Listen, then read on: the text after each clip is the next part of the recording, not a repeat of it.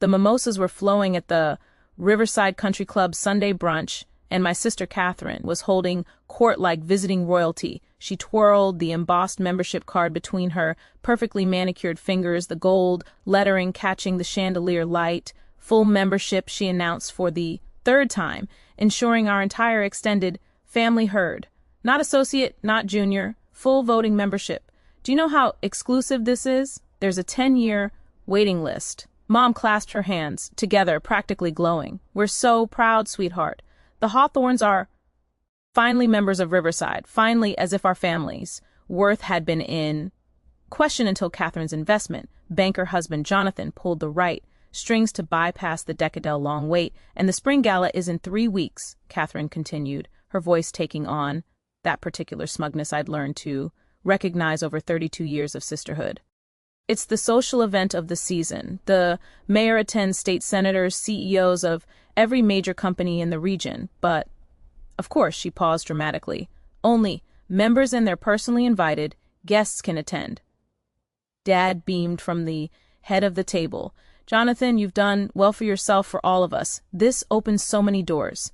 What he meant was, this gives us the social access we've craved for generations. The Hawthorne family finally rubbing shoulders with old money and new power, all thanks to Catherine's strategic marriage and Jonathan's corporate connections. We'll need new outfits, obviously, Mom said, already mentally shopping. This isn't just any gala. The dress code is black, tie, and everyone who matters will be there.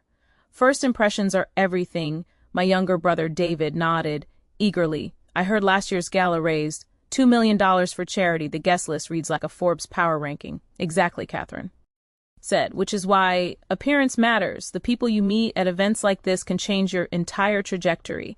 Business deals happen, partnerships form, reputations are made. I sipped my orange juice quietly, letting the conversation wash over me like white noise. This was familiar territory. My family's obsession with social status, their belief that the right connections and the right venues would finally validate their worth. Claire, you're awfully quiet, Catherine said, her eyes glinting with something that looked like concern but felt like condescension. I know you're probably disappointed you can't attend, but don't worry. Maybe next year Jonathan can get you on the associate member track. It's a start. That's thoughtful, I said neutrally. I know your work is important to you, she continued, her tone suggesting my work was anything but that nonprofit of yours. What's it called again? Educational something. Global. Education, initiative. Right. The charity work, it's very noble, helping underprivileged children. But unfortunately, the gala is really for people in the business and political sectors. You'd probably feel out of place anyway. Mom patted my hand sympathetically. Catherine's right, dear. These high society events can be overwhelming if you're not used to that world. Better to stick with what you know. What I knew, apparently, was running a small nonprofit that my family had dismissed for the past 8 years as Claire's little charity project. What they didn't know, because they'd never asked, was that Global Education Initiative had grown from a grassroots organization serving 200 students to an international foundation operating in 47 countries with an annual budget of $180 million. They didn't know because the metrics they valued were social visibility and country club memberships, not impact reports showing 2.3 million children educated. Oh, our partnerships with 15 national governments. I actually received an invitation to the gala, I said quietly. The table fell silent. Catherine's smile froze. What, to the spring gala? I received an invitation about 6 weeks ago. That's impossible, Catherine said flatly. Only members can invite guests, and Jonathan and I haven't sent out our invitations yet. We're being very selective. It wasn't a guest invitation. It came directly from the gala committee. Jonathan leaned forward, his expression skeptical. The committee only sends direct invitations to major donors or VIP speakers. You must be mistaken. I pulled out my phone and opened my email, scrolling to the message from the Riverside Country Club events director. I slid the phone across the table to Catherine. Her face went through several expressions as she read. confusion, disbelief, and finally, something that looked like panic. "This says you're the keynote speaker," she said, her voice strangled. "Yes, for the Spring Gala, that's correct. You're giving the keynote address at the most exclusive event of the year." It wasn't a question, more like she was trying to make the words make sense. Dad grabbed the phone. "Let me see that." He read it, then read it again. "Claire Morrison, founder and executive director of Global Education Initiative, keynote speaker." But that's how the gala committee reached out in January. They wanted someone who could speak about global philanthropy and education access. Apparently, our work in sub-Saharan Africa and Southeast Asia aligned with their charity focus this year. Mom looked genuinely confused. "But you run a small nonprofit. How would the Riverside Gala Committee even know about you?" "We're not that small anymore, Mom. We've partnered with UNICEF, the Gates Foundation, and the UN on several initiatives.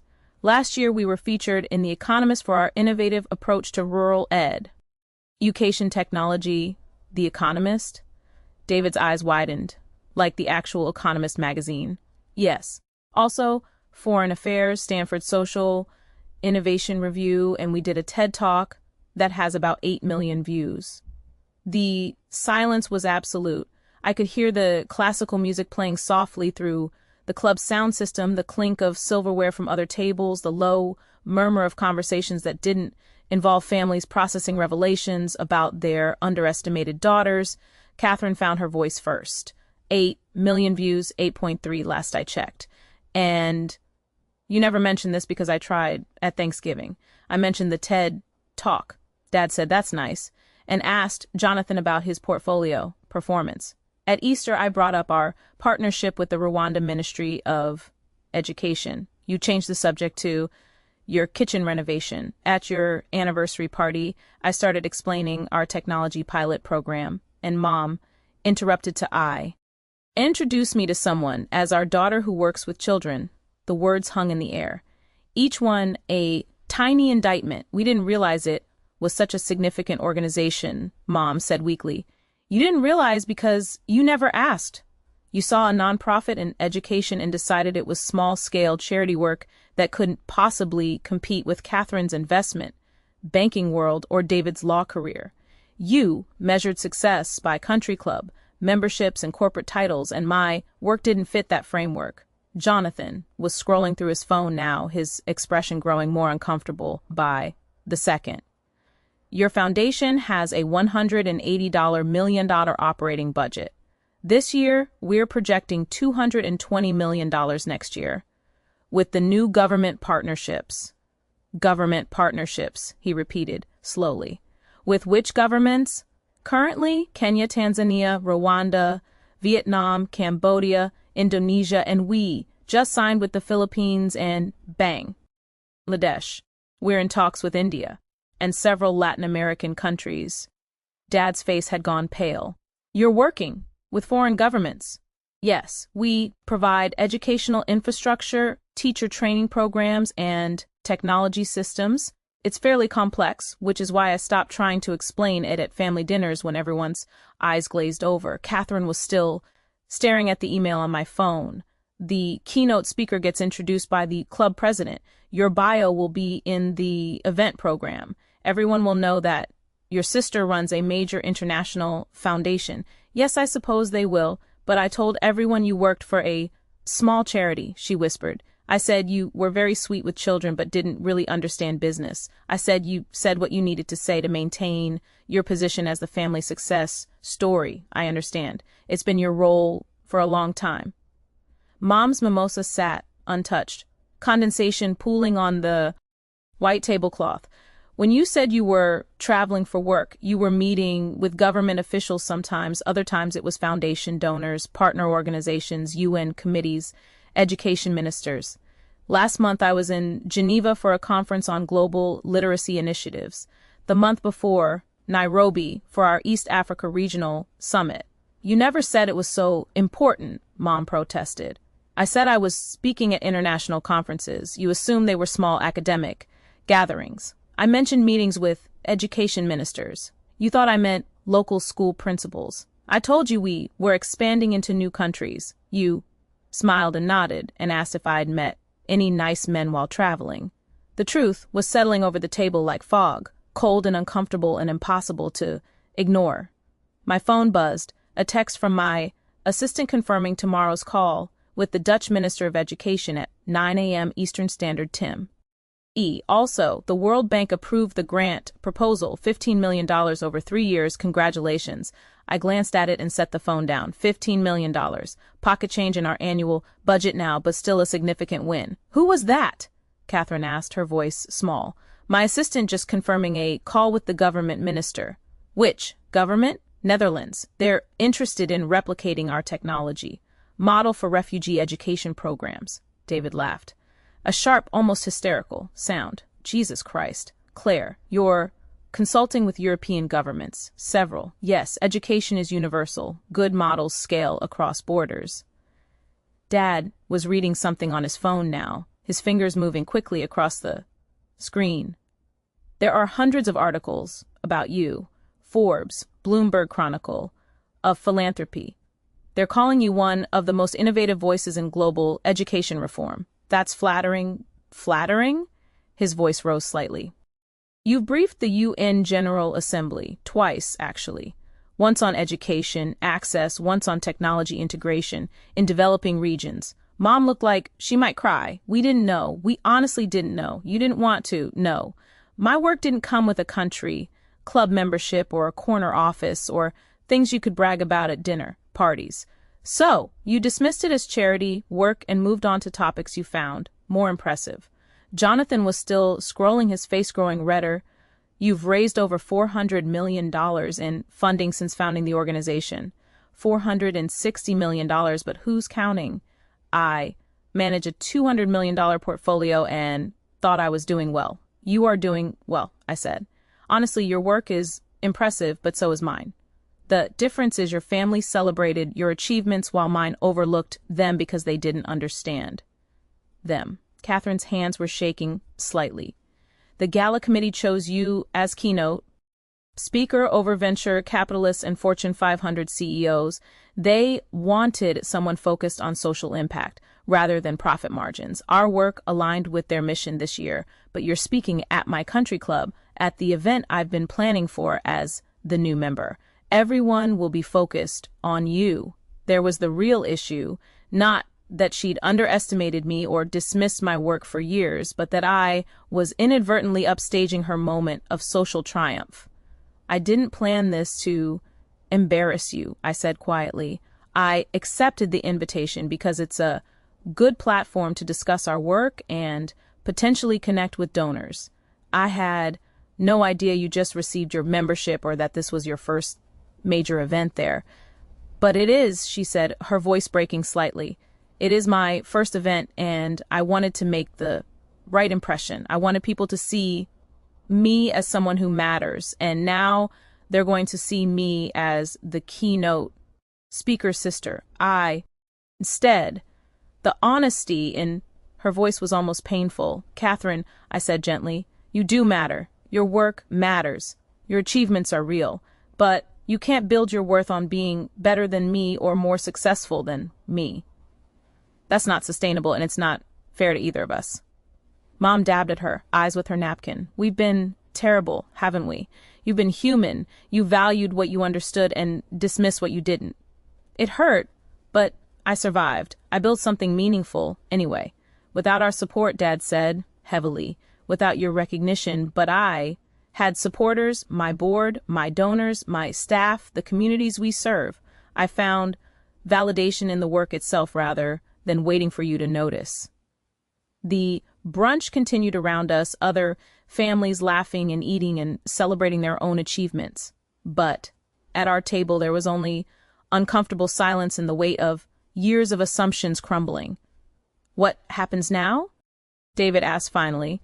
I give my keynote speech in 3 weeks. You all attend as Catherine and Jonathan's guests. Presumably we move forward, just like that. Catherine's voice was sharp. We just pretend we didn't spend years dismissing you. No, we acknowledge it happened and decide whether to do better but I'm not interested in making you gravel or feel worse than you already do. I'm busy enough without adding family drama management to my schedule. Jonathan cleared his throat. For what it's worth, I'm sorry. I made assumptions about your work based on Catherine's characterization, and I should have asked questions directly. Thank you. And Claire, Catherine said, softly. I'm sorry. I was jealous. You had purpose. I chased status. Instead of admitting that I belittled you, it was the most honest thing she'd said in years. I appreciate that, I replied. Mom took my hand. We'll do better. We'll learn about your work. We'll support you at the GA. Lay front row. That would be nice. In the next weeks, my family kept their word. Dad read every article. Mom joined a volunteer session. David helped with grants. Catherine even reached out for donations. And they prepared for the gala with precision. The Riverside Country Club was glittering, chandeliers, orchids, gold china. My family arrived together perfectly dressed, front row reserved. Guests poured in, mayors, senators, CEOs, old money families. This was Catherine's world, but tonight she wasn't the star. Backstage, the president greeted me. Your work is inspiring. So many wanted your speech earlier. Even the Dutch consulate is here for you. Thank you, I said, hoping my family was proud. Dinner passed in a blur of introductions and networking. When I glanced at Catherine, she smiled, but tension showed in her eyes. Then it was time. The president introduced me with glowing praise. I stepped on stage. I spoke about the journey fro, a small apartment to reaching 2.3 million children in 47 countries. I said, success isn't about validation. It's about impact. I chose to keep building even when those close to me didn't understand. Catherine cried in the front row. I told stories, the Kenyan girl who became a programmer, the Cambodian teacher who trained 50, more the Tanzanian village that built a school. The room was moved to tears. The ovation lasted 3 minutes. Afterward, donors pledged millions. Officials requested meetings. The Dutch invited me to Amsterdam. But the moment that mattered most, Catherine found me. Your speech was beautiful. I'm sorry I didn't see it before. Thank you. He gave me a $50,000 check for my initiative. It's a start. Jonathan and I will be recurring donors. I've set up meetings for partnerships too. I hugged her. I'm proud of you, she whispered. Proud to be your sister. Mom, Dad, and David joined, all admitting they had failed me, but promising to do better. That night, my family used their connections to support my cause instead of chasing status. As we left, Catherine linked arms with me. Next year, when you keynote again, I'll cheer the loudest. Or maybe join me on stage, I said. She stopped. Really? Why not? We're family. We should build each other up. The spring gala, once Catherine's dream, became something else. The night my family finally understood real success.